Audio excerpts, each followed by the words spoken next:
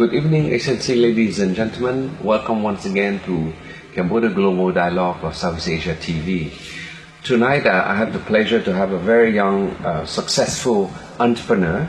I believe to most Cambodians, who are living at least in Phnom Penh, they know about the brown coffee and bakery.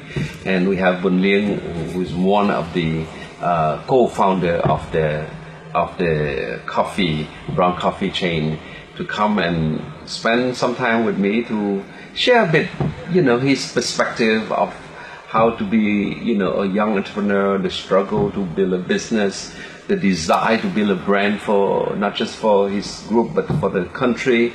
These are all exciting things that I think young entrepreneur throughout Cambodia could learn something from that spirit of entrepreneurship.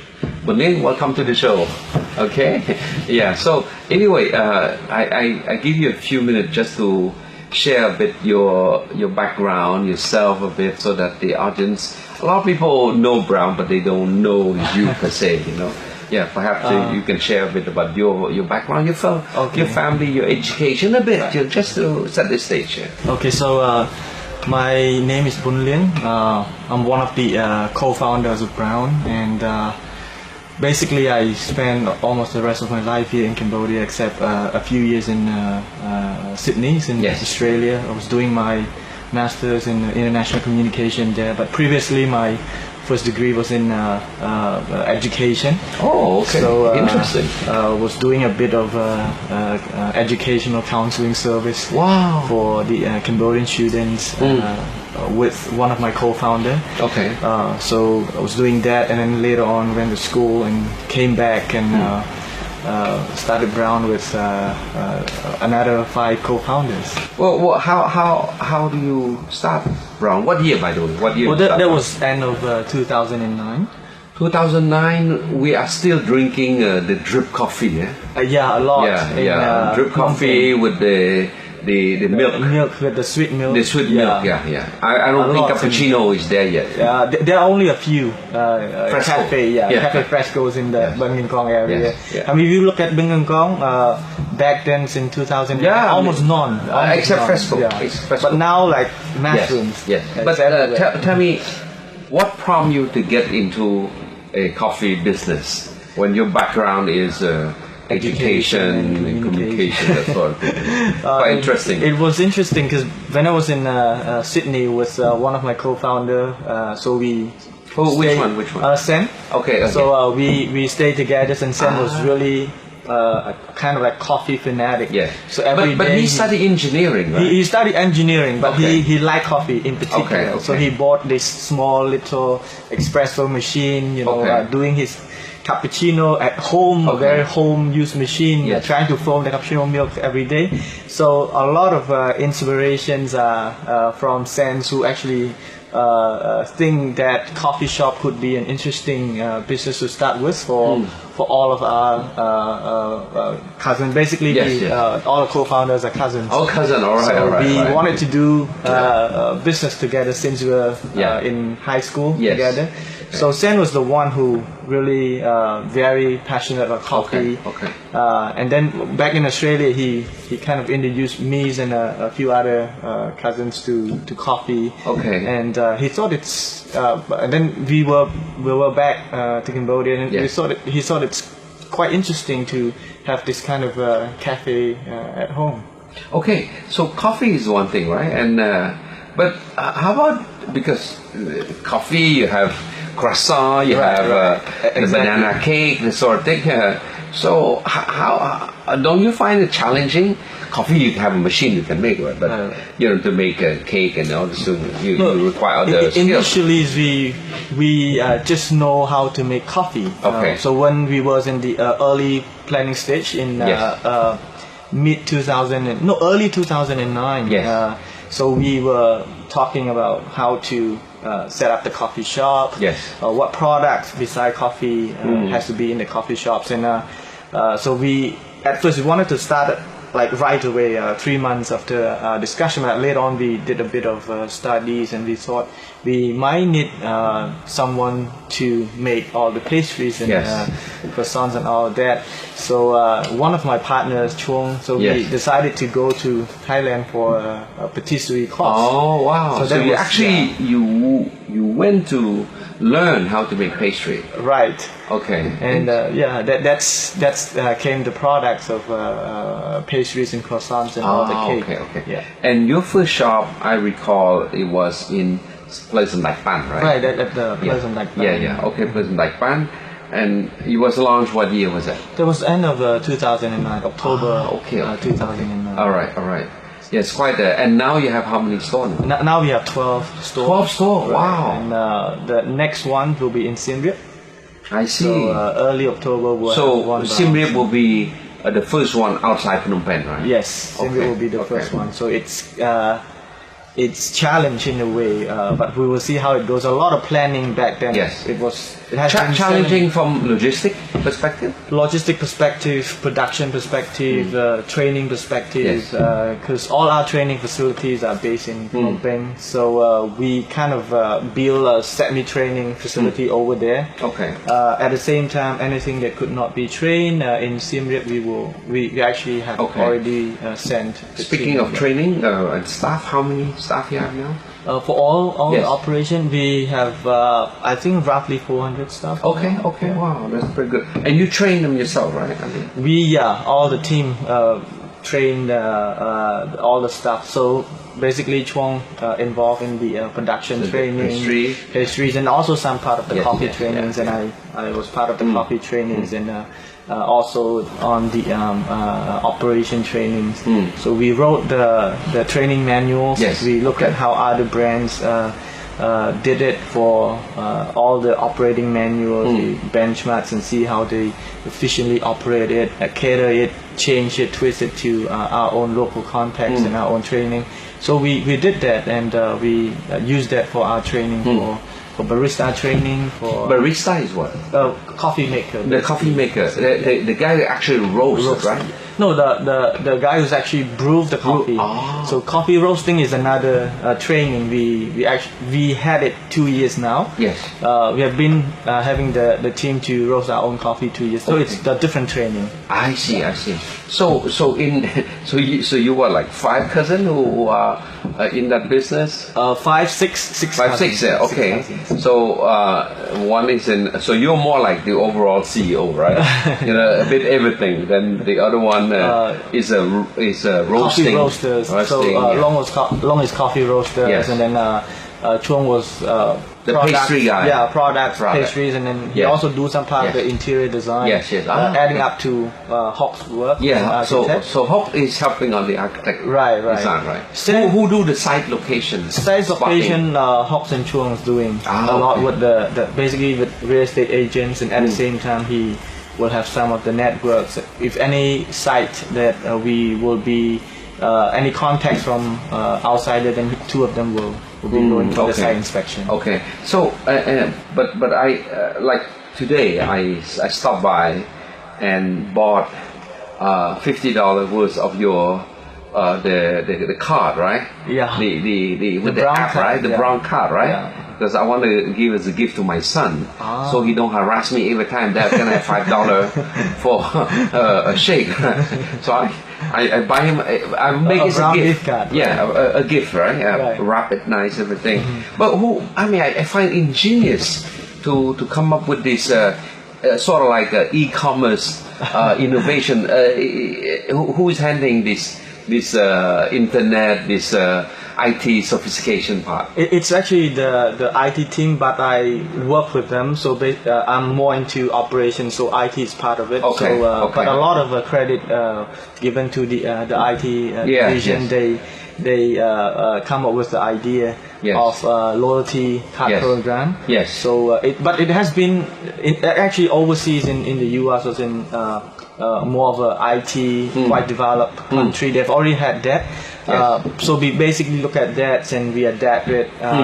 we look at how they use the card. So it's an NFC card. Yes. Yeah. So data can be stored in the card. Okay. And it's what also do you say? NFC. What's that? So N is near, F is field, and then C is communication. Oh. So basically, you can tape it next to a reader. Then all the information will be going to the point of sale machine and into the server. Yes. So then it can be updated into the mobile app. So all the connection. So you can view the balance on your mobile application. So you are already, catapulting the brown coffee into it helps quite a bit because a lot of time our cashier end of one shift they will collect the cash and they will bank it in the bank.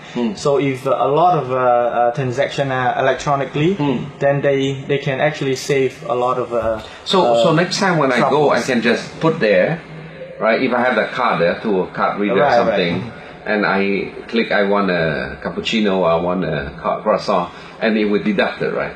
No, you will just hand the card to the cashier, and they will tape it. But the next models will have the readers, and then we'll try to engage customer more, so customer can actually do their own payment. Yes. So that's under. For example, if I'm on the way and I'm late for work, I can online my app and say I want to order 2 cappuccino. And in 10 minutes, I stop by to pick up and I pay upfront. I pay for that. That has not been in place, but that is still in the waking, right? All right. Yeah, that's still studying. But we have already have delivery, but it has to be a phone call into our call center, and then call center will connect to all the delivery zone. But that will be integrated with the mobile app. So coming maybe we are pushing maybe end of this year we'll have that delivery order app. Yes. So customer can, like Bob has mentioned, can order on can look at the menu, press it, telling what time they will arrive, and then they can use the brown card balance to pay. And then they just arrive. They say they've already just passed the receipt with the numbers, and then they can collect their coffee and their pastry or the sandwiches. Wow, it's quite interesting. No, it's exciting, right? And to see that you are from a passion for coffee in university day, you are translating that passion to your cousin, and certainly you are turning into a viable, thriving, business, that is using the latest technology, at your service. Perhaps you should implant some Pokemon monster. Then we will look at the trend. they go chasing the Pokemon monster in your coffee shop. Right. Because I heard of it. McDonald's they do it. They are working with Pokemon, so the customer can come into stores and chase the monster. Yeah, chasing the monster. I think it's great. It's great. Yeah. No, I think it's a good start that we sort of like get into the discussion, and later on I want to get you to speak a bit more on this challenge of being an entrepreneur in Cambodia, of starting when the ecosystem for business is not there yet. But so far from what we discussed, I could say that you have taken one idea from university, and then you have sort of like put into practice. You have mobilized, and you have build a brand name for the country. People come now, they have a choice. Yeah, I want to go for brown. And this is great. But by the way, how does that brown word come from? So before that we were trying to pick a name for our coffee shop, and we have nominated so many names, and brown is one of it. So we have Kiri. So Kiri is the mountain where coffee grows on the mountains, and where the lands are best for coffee. And then we have lava, the land where best grow coffee. But later on we decided to pick brown because back then half of our customers are foreigners.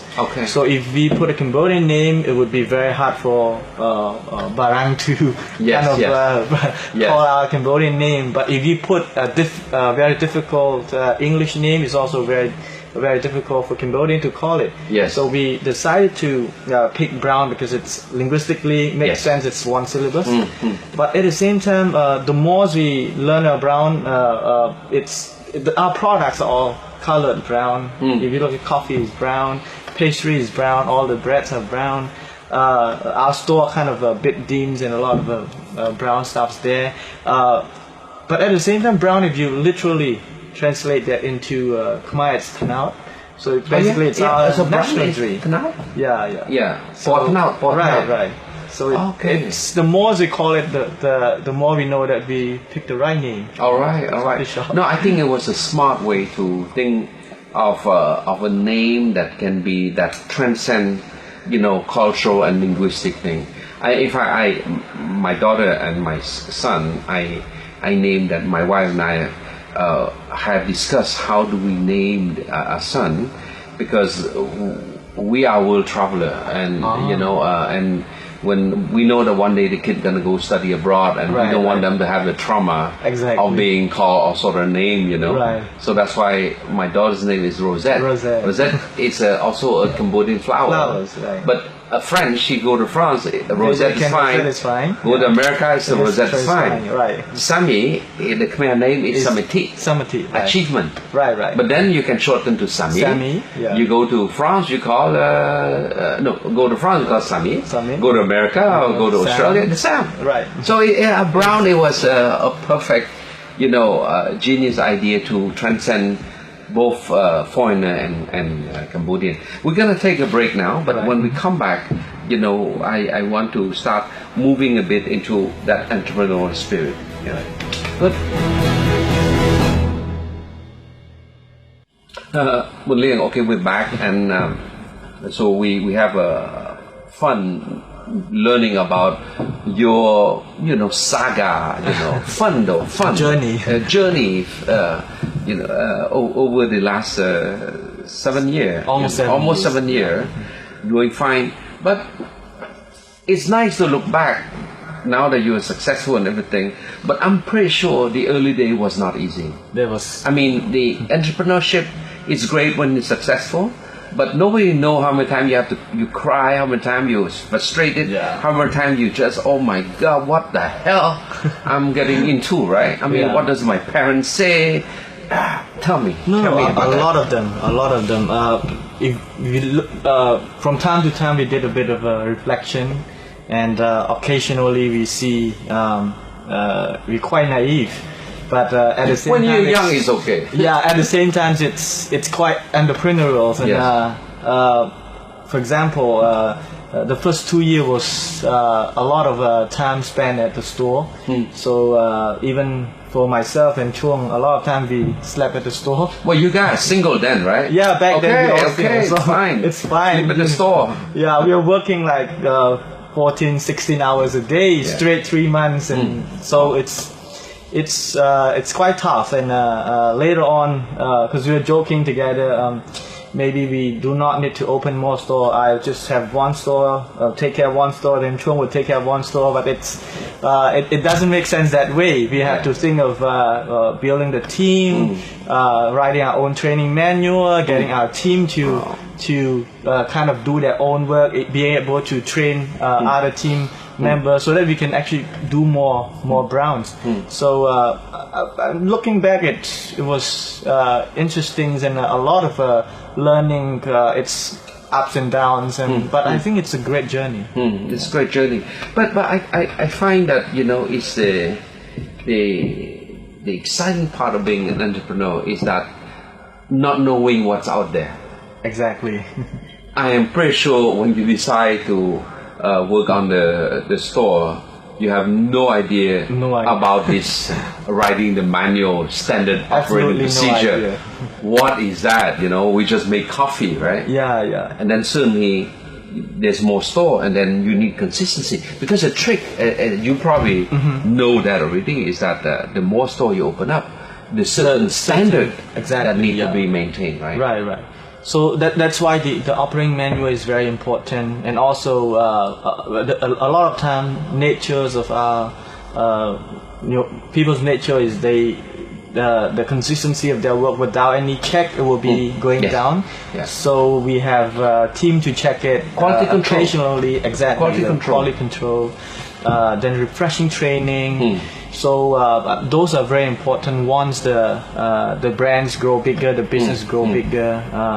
Not to mention service industry, customers' demands are very high. Yes. So expectation is this, and you have to actually going up, and they're catching up. So you have to find something faster, convenient. Latest technology, better foam in the coffee, better foam, consistent roasted coffee, the aroma is there. So all of that consistency has to be there. If not, then one day, of course, there will be competitor coming in. If they are doing better, then business will be gone. Right? So it's a competitive pressure that force you to innovate, and this probably I want to focus a bit. Behind your success story is a lot of innovation. Whether you realize it's innovation or not, maybe sometimes you do, maybe sometimes you don't. But clearly there are many innovative ideas that you put in place. How do you generate this innovative idea? I think what we have been doing with our team, all the co-founders, we set aside times per year to travel. Sometimes we do twice or three times to travel to the US, to certain country that the coffee culture together, sometimes alone, or different objective to travel. Basically to look at the current coffee trend, like what Japanese is moving toward.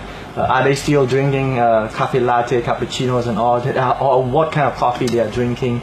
So a lot of time we spend time look at that trend, and then we will see any good trend that can apply into our store. Then we'll pick some of the good one to basically incorporate in the concepts that we are having.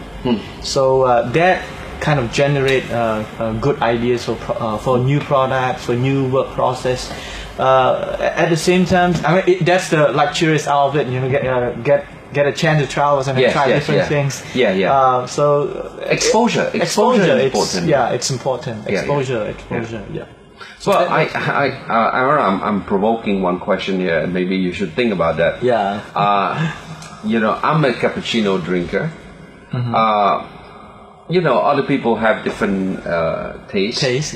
But I'm pretty sure there is certain psychological profiling of people who drink certain type of coffee, right? Right. Some espresso, some double some macchiato.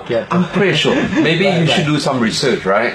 What type of person drink what? And then this way you can say, oh, now I'm a cappuccino guy. And the people say, now I know how you think. Because if you look at Italy and France, they only drink espresso. Why? They're very particular. I think if you look at that kind of influence, even the US are influenced by the Italian coffee. So the Italian is different. They are going to their espresso bar. They just go in. They just order their espresso. They just drink and then they'll just leave. But then the US benchmark it, creating commercialize it and building more branches. But I think for Italians and French, they are very particular on their coffee, so they don't particularly like milk in their coffee. That's why we call Americano, right? No, the Americano is it's actually invented by the American. Not by the French or by the Italian. So Americano basically 2 espresso shots on hot water. That's it. So a bit diluted taste, but the Italians and the French doesn't really like the Americano. So they are really pure. They want concentrated espresso drinks for their coffee. So they were particular on that. So I mean, so innovation is pushing you to keep going the next step, and the case of what we just talked before, how you eventually by the end of the year you want to have this app, this card that you can pay up front. These are all innovative ideas, and how you're able to put together a basic, daily commodity that people consume with the latest technological innovation. The payment system nowadays is so sophisticated, right? Yeah. You know, when I carry a credit card, right, I find very inconvenient sometimes where, you know, I go there and they don't take. They say, oh, but it's only $3. You know, we're not gonna charge. But I tell you, in Singapore, they have some arrangement with Visa. Exactly. Where you can do for a smaller amount, right? And they don't need to verify. See? Right. You guys one day will look for this sort of payment? One day we'll look at that kind of payment, but for Visa and for the credit card payment, the problem now in Cambodia is the fee charge is quite high for merchant. Yes. A standard fee charge would range from 1.75 to 3% of the revenue, out of the amount that merchant charge from customer. Yes. So in a way, it's quite significant margin. It's competitive. Right. Okay. But of course, in Singapore and in the US, they have scale. Yes, so the volume. They have volume, so the margin can go down less than 1%. Yes. Okay. And that gives convenience to customer. I'm sure later on the credit card will be ups and coming.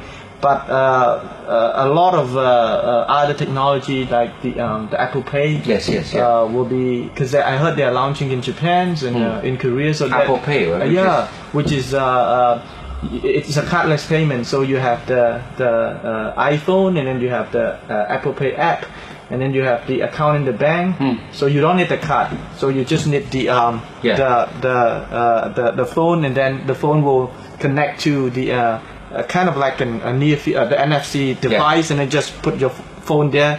Authentication will be a fingerprint on the app, and then you'll be able to make your payment, and then the balance would deduct from one account of the bank to the company, to the merchant's account. That kind of convenience Apple is doing, and I think a lot of payment system will be introducing very soon also. But definitely we're looking forward to new payment system that convenience the customer. That will give us competitive edge also. Well, I would say in this globalized world where technology matter, right? Technology can make a difference between a successful, competitive enterprise and a non-competitive, right? And nowadays, if you don't grow, you die. It's clear. We are in ASEAN Economic Community. Our economy is so wide open, so welcoming, right? But it's also the dark side, right? It's always the dark side of everything. It's like a hand, you know. You have both sides. So to me, I think to stay relevant, to stay, you know, ahead of the curve, you have to always look at the trend. And I believe that now the trend is technology. You miss the technological ride, you miss the train ride. You know, I'm so glad that your team, I think embrace technology. Keep the guy who continue to make good coffee. Okay, I don't want the guy who make coffee now who start to think about Apple Pay. Yes, but it's good that you have a big team that are thinking different angle. You know, because ultimately. It's a whole package of products. You are not. I want to rephrase this. Ultimately, you should not be thinking that you are selling coffee. You are in a business, the service of which, the good of which happen to be good coffee. Good coffee experience. Not just coffee. So it's an experience. It's an experience, you know. When you go to Brown, you experience something, right? It's because if not, look, nowadays you buy an espresso machine, right? If you just want coffee, boom, put a capsule, you got your coffee. But it's not an experience. Exactly. Right? You see? So I think this is something that I think that you are able to create that brand, that sort of like mindset, that environment, you know, for the consumer. Because ultimately nowadays, right, to have a commodity is easy. Right? But to have a brand is to have a brand is different. How do you differentiate is different. So anyway, I think next item I want to talk about is again, you know, your family, your cousin. I know you personally. I know most of your cousin personally. One thing I noticed that you all are very family driven, and maybe it is that family driven, that love of family that make you think of the larger love for the community of the nation, that sort of thing. So that's where I want to touch on the corporate social responsibility. I know you guys are doing a lot on that. Perhaps you can share more about what are you doing now in terms of corporate social responsibility. What have you done for the community who have brought you success? I mean, a lot of idea. Aside from we love coffee, all our cousins went overseas for school, and we decided to come back. And we realized that if we stay overseas, we'll be just working for MNC or one of the company. But coming back, you'll be able to share what you can actually either doing business or working, but it will benefit Cambodia. So that's one of the key push to let us coming back, which is why now what we have been doing for Brown for the kind of like so-called corporate social responsibility. I'll pick an example of our recent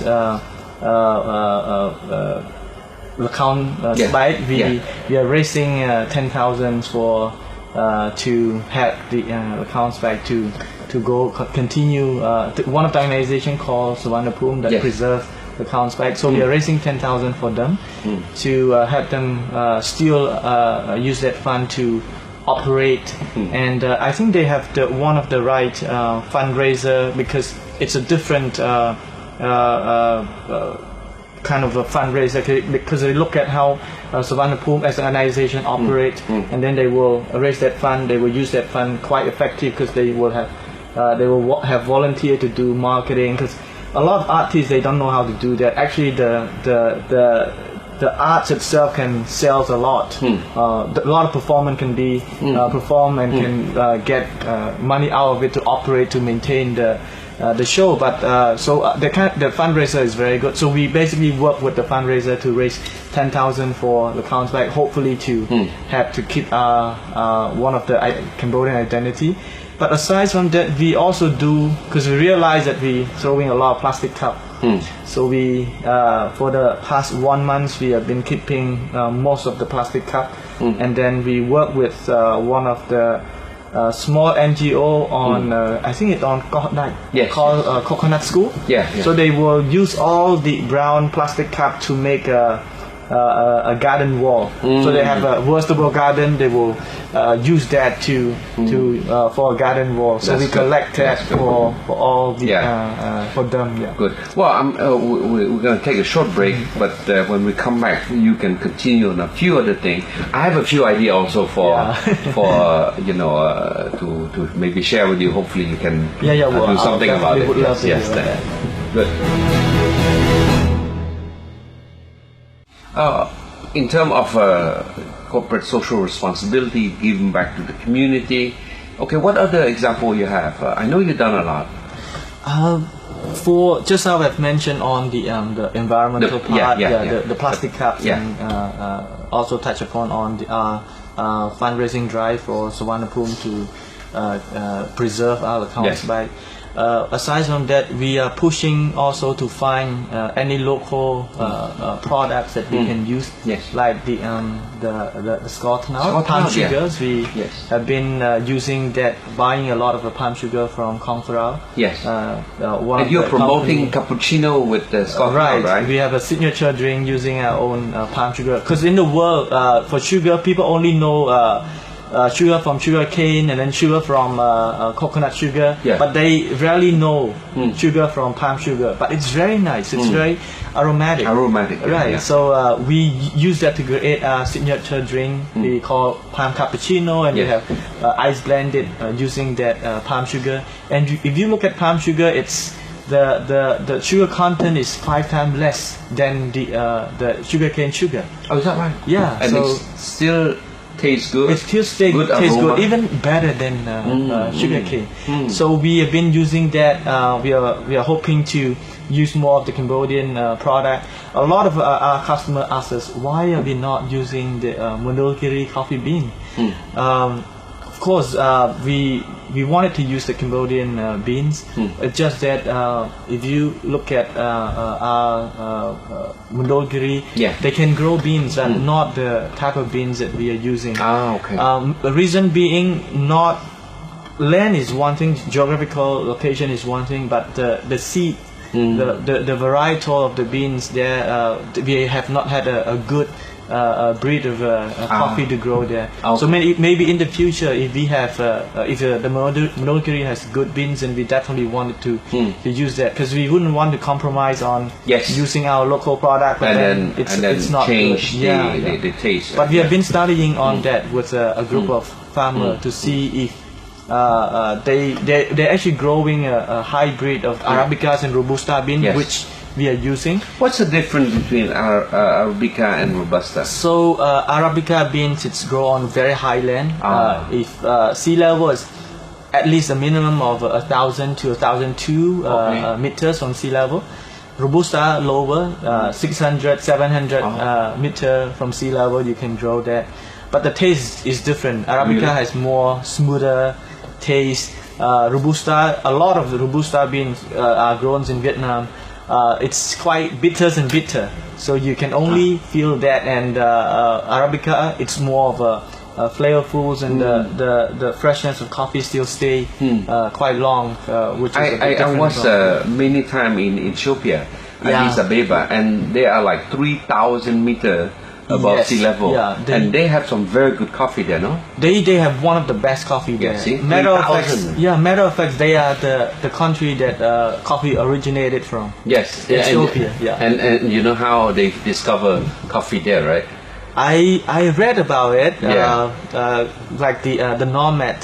They bring their is that a ship or? Yeah, the ship. Yeah, ship. Yeah. And then the ship basically eat the coffee cherry, and then to stay very energetic. And then later on they study that they later on pick the cherry, dry it, but they cook it. They didn't really like roast it back then. So they cook it and they drink it. It keep them energy. So that's a story I read. But Ethiopia is one of the best coffee. We have coffee from Ethiopia also. So and it's very nice. It's very nice.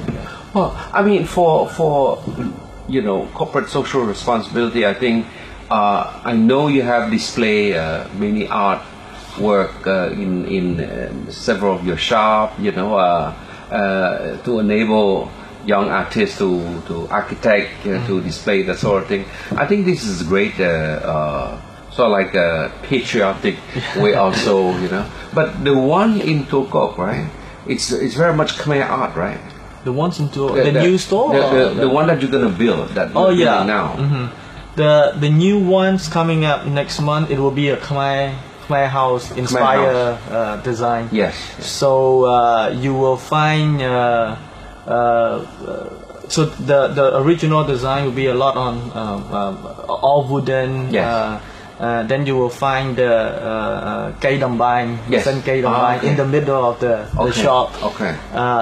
A lot of still a lot of trees are grown around the store. It's part of our architect's work. So he trees. Because your design, the early store is more modern, right. Art Deco type, that sort of thing, right. I think the Khmer house inspired design will be very nice. Yeah, I think it would be good if one of my idea was that if some of your store have some space, that you will enable young artists, once a week to come and display their artwork, that sort of thing, and it become a point of attraction also, because in many countries, some government provide facility, right, for certain activity, for starter, something like this. But I think in your case, you have extra space. You can allow them to come. Okay, this week, is a young architect, right? Right. And then the following week is a young author. The following week is a young painter. Then the next one is a young craftsman. Right. And I think you will give them that space. Well, that's a very good idea, because a lot of our customers are quite young and dynamic students, young professionals. And then you can even throw competition, let's say IT competition for app, for whatever, I think this is great. And I think because the nature of your story is more evolved around community, about nationhood, about pride of Cambodia, the sort of thing. It will resonate well with the local once you start sending the message. Look, guys, we would welcome. I remember. I think that's a very good idea. Yeah, I remember. I went to one place. They have the launch of the Hong Kong and Macau Chamber of Commerce. Oh. So we went to the launch, and then while we have dinner, we have on the table there's about 10 sketch artists. Oh, sketch artists. He would come and say, "Pooh, would you like to have your picture? I mean, your sketch." So you take a picture of me, and then he walked there, and he would just sketch, right? Wow. By the time I finish the dinner, then they will have the sketch for me. Yeah. Wow. So and then 10 of them are sketching the guests, right? And the guests are walking out surprised with a sketch. A sketch of their portrait. But can you imagine such a talent? But not many people know them, right? Right. I think your place could provide that. Hey, this month on that particular day, sketch day. Sketch days. Well, and then you provide a place, that sort of thing. Anyway, I think the idea of giving back to the community is awesome. There's so many things you're talking about. The brown sugar. Look at all the banana shake you make every day. You're buying from Kampong Cham something. There are so many things you can make as a national pride. That you are in fact a Cambodian brand. Proud to be. And any prospect for expansion in other ASEAN country now that we are in ASEAN? Yeah. We have been working a lot on our team to get our team ready to, because again, as Bong has mentioned, ASEAN is already opened up. We have been looking at Vietnam, Myanmar, Laos. I think those are the market in the future we can tap into. But our team has to be very ready on that. Yes. Especially on supply chain, as we have mentioned just now on the palm sugar, on our local ingredient, but at the same time on how to make it consistent. So we've been working on that. Yes. And I think Myanmar would be an interesting market to look at. But timeline-wise, I think we are looking into a few more years. Yes. It's fine. As long as you have that in your horizon, But I think your learning curve will be the Siem Reap store. It will be. It's a lot of operational learning curve. Because it will be a store operated remotely out of Phnom Penh. So it will be quite an interesting learning curve. Good. Well, Buling, it's such a pleasure to have you come and share your life story, your brown coffee story, and I'm just happy to see a young entrepreneur, like you and with your cousin do something for the country. At the end, branding, it's not about quantity, it's about quality. It's like when we have a national athlete, right, or a sportsman who won a gold medal, right? It's not 1,000 people, it's one person. Exactly. But it's one flag. Right. That are broadcast around the world, see. So to me, the pride of a nation is about quality. It's about distinguishing ourselves, above the crowd, right? And to me, I think what you're doing, your success story, is in fact a pride of a nation also, and we are hoping to do more. Yes, and we hope that someday you'll be in ASEAN country, and definitely that should be the goal, Yeah, that's one of the. So thank you very much for coming for the show. Yeah. Thank you. Good. Okay. Well, I'm gonna wrap up nicely the show by saying that now that we are in the ASEAN Economic Community, the world is wide open. The exposure is there for us to grab, particularly for young entrepreneurs, for young people aspiring to do things. The world is wide open. You can go and travel, you can learn, you can get inspired. You come back, you got to do something about it. And I think the opportunity for a country like Cambodia, where It's so open. The economy is so wide open. If you have an idea, if you have a passion, you can do it. Nowadays, you have no excuse to say, I don't know. Between the IT, the internet, the Facebook, the free travel, not just in Cambodia, but throughout Southeast Asia without a visa, you cannot say you don't have the capability to learn here. So here I want to encourage you to be inspired by the Brown success story. Well, don't start another coffee shop, okay? But start something else. And the country have all the environment for you to thrive. So just do it, like Adidas, right? Or Nike? Nike. Nike. Just do it. All right. Good night.